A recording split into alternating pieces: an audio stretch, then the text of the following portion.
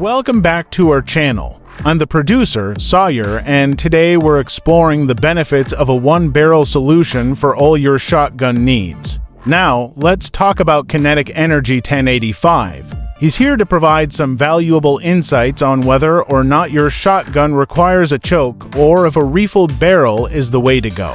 Kinetic Energy 1085 will showcase shots from a cylinder bore barrel at distances of 15 feet, 15 yards, 20 yards, and even 50 yards. He'll also demonstrate how a choke can negatively impact the performance of your slugs. Before we dive into the action, let's take a moment to thank you for your continued support. So first we'll look at this image over here from someone else's channel I took a screenshot of, where you can see it has the cylinder bore, improved cylinder, modified, and then full choke. An incredible difference in spread, would you say? Or just, yeah, I can see a little improvement. That's just my case number one. I am not saying that chokes on your barrel are useless. I'm just showing you some examples of do I think they're necessary. So now we're gonna look at the first shot I took. 15 feet, you can see this looks pretty decent, not bad. Moving on to 15 yards, this looks ideal to me. Because, I mean, we're getting lung, liver, and heart shots. Well, at the 20-yard line we are. Probably a better option getting hit with 9 projectiles, basically the size of a 9mm, and all those vitals, yeah, you're cooked. So now we're moving on to 20 yards with what we'll call standard issue 2.0 buck. This one, you're dead 10 times over. You got hit in both lungs, liver, and heart, okay? So from 20 yards, for a shotgun, that's pretty decent. But I do see your point with saying, ain't no way at 50 yards. Now, I did make other videos on this, but let's talk about modern shotgun ammunition, flight control, made by Federal. Basically, the wadding inside of this shell acts pretty much as a full choke, if not even better.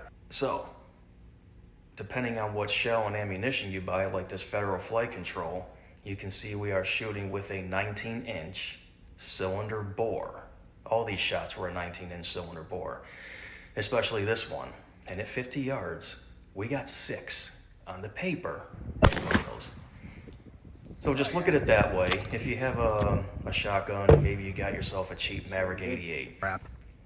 Can you do the same things? Are they just as effective?